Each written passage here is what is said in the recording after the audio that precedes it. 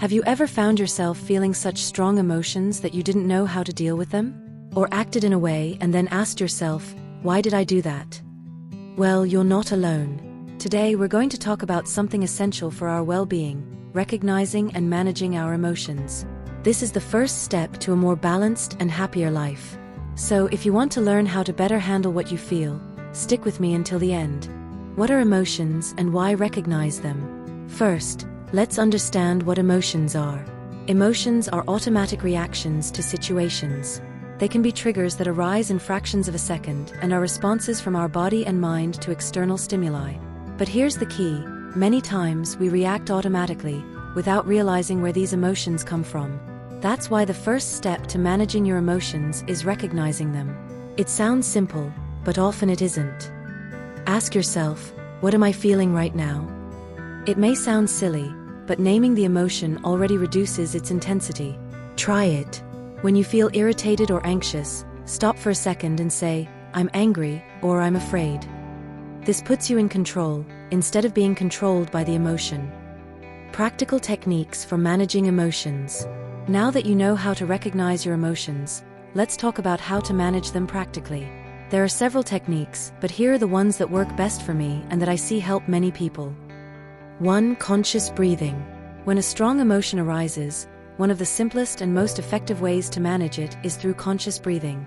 Inhale deeply through your nose, hold your breath for a few seconds, and then exhale slowly through your mouth. This technique slows your heart rate and helps you think more clearly. 2. Writing down your feelings. Another technique is to put your feelings on paper.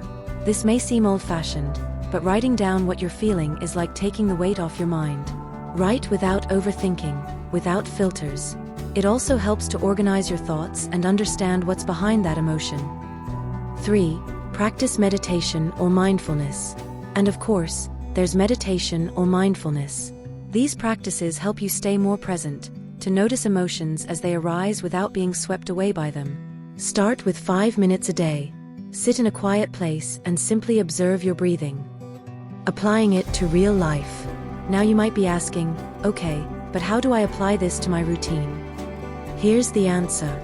Emotions can arise at any time, at work, in traffic, at home, and the techniques we discussed can be applied in all these contexts. At work. If you're feeling overwhelmed or frustrated at work, try stepping away from the situation for a minute. Take a deep breath, go for a short walk, or if possible, write down your emotions in a digital notepad. This helps clear your mind and make better decisions. At home. With family or friends, emotions can be even more intense. If you're feeling irritated, avoid reacting immediately. Take a pause. Recognize the emotion. Take some time to respond more consciously. Managing our emotions is an ongoing process, but I assure you, the more you practice, the easier it gets. The important thing is to take the first step.